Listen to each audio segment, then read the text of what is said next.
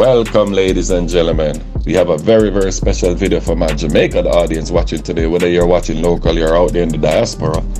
I have a video here where I'm going to touch on the abject failure of this present sports minister that we have in Jamaica and show you why her poor leadership has affected our sports and our results in every way. First one we'll jump into right here is the Olympics, because since we just came off of the Olympics where it was just concluded in Paris, let's touch that first. Jamaica had their worst showing on the track in a very, very long time. And we had great showing in the field events, which was very good. So let's commend them for that. But on the track, which is our tradition, we had some of the worst results that we've had ever in our Olympic history, right?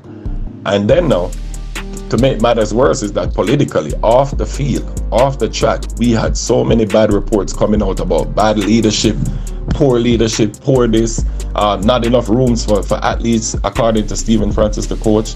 And then we had the shot putter, Danielle Thomas Dodd. She came out and she was very adamant about not getting enough support from the J3As, which leads me back to something that this minister did about 7 or 8 years ago when she just became sports minister, where she held a meeting with all the heads of associations and she informed them that financing for all future Olympic competitions and stuff would come directly from her office. So it just makes me wonder if she has some of this blame to take in it. And then now, I saw her 2 weeks before the Olympics, after the national trials, announced that she would give the equivalent of, like, I think it was, I don't want to lie on her, I think it was the equivalent of about $2,500 to each athlete that qualified on our team, which I thought was highly insulting. Not the sub, the timing of it was insulting, because when you really want to develop athletes and help them prepare for Olympics, you don't go 2 weeks before the Olympics. There's no real preparation that can happen 2 weeks before the Olympics. So to me, that was just a PR opportunity taken by the minister, and some would argue that it was a political move. So when I see our Olympic teams not doing well, it doesn't surprise me by any stretch.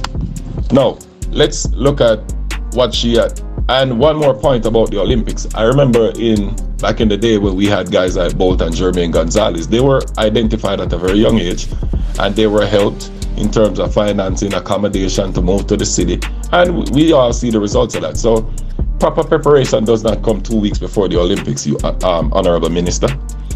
Let's look at our cricket now, what she has done over in the cricket. For those of you who are saying that I'm just being politically motivated by being critical of the minister, let's look at the words of the Jamaica Talawas owner. As you know, the Jamaica Talawas, they were a fixture at the CPL over the years. You know, since the inception of the CPL, they have been at Sabina Park as their home base.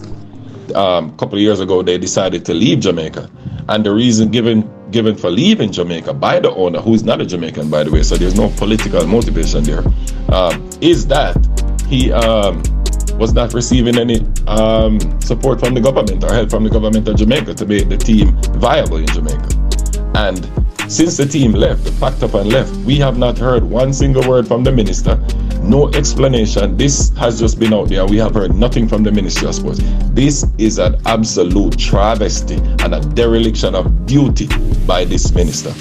The other problems that I see in cricket, we did not bid for the Cricket World Cup, which to me was another egregious error by this minister. I saw a lot of nations bid. I watched the games on TV. The crowds were packed. I saw prime ministers like Mr. Gonzalez dancing in the crowd with crowds in St. Vincent, and it was an exciting event. Jamaica did not bid. She did not come out and have a press conference and explain to the nation why we did not bid for the World Cup. And to me, it was just a disrespectful way to approach Jamaica and a slap in the face as well. You look at our cricket facilities, you look at Sabina, Trelawney, they're all in a state of disrepair. They need fixing. And what we see? We see inaction. We see nothing from the minister. If you're not going to fix them up during the World Cup, then when are you going to fix them up? This is the time when we should have taken the opportunity to get our facilities in line, to get some excitement going in the cricket, and to get some free tourist advertising, because we just spent $6 million US dollars in 2020 advertising Jamaica in the Super Bowl, where if we had bid on this World Cup, we would be getting free advertising on television every day. So that was another egregious and colossal error by the Honorable Minister Grange.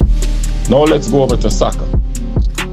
First egregious error she made. during the World Cup qualifying for the 2018 World Cup?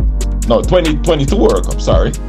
We had no fans in the final round. We were the only nation of the last 6 nations in CONCACAF not to have home fans at any matches. No, remind you, this was during the COVID pandemic. However, we had hundreds of thousands of vaccinated residents, and she made no effort to make sure that the stadium was packed with fans. Yet still, when we went abroad, we had to play against packed stadiums with every other team in our region. To me, that was just egregious. Seeing the pictures of her and a couple other ministers on the sideline cheering our team on, to me, made me want to puke in my lap, acting like you're patriotic, when the patriotic thing to do was to make sure that we had fans in the stands. Minister, you gotta pack your bags and go. The other thing, we had a international match slated against Canada sometime earlier this year, and before that match, she, as the Minister of Entertainment, now remember she's also the Minister of Entertainment, she allowed one Chris Brown to perform at the National Stadium. And mind you, she was there, by the way, standing on the field, helping to mash up the field. And the very next day when Jamaica had a match against Canada, the field looked like a cow pasture. That's what the field looked like. And the minister was there. So it shows you that in the convergence of her ministries, which is entertainment and sports, she gave entertainment the priority over sports. And that's why, as a sports fan, we need her to go. Because if you're going to allow a concert to be held on the field less than 24 hours before an international match, it shows you that you have very little regard for the playing surface during this international match.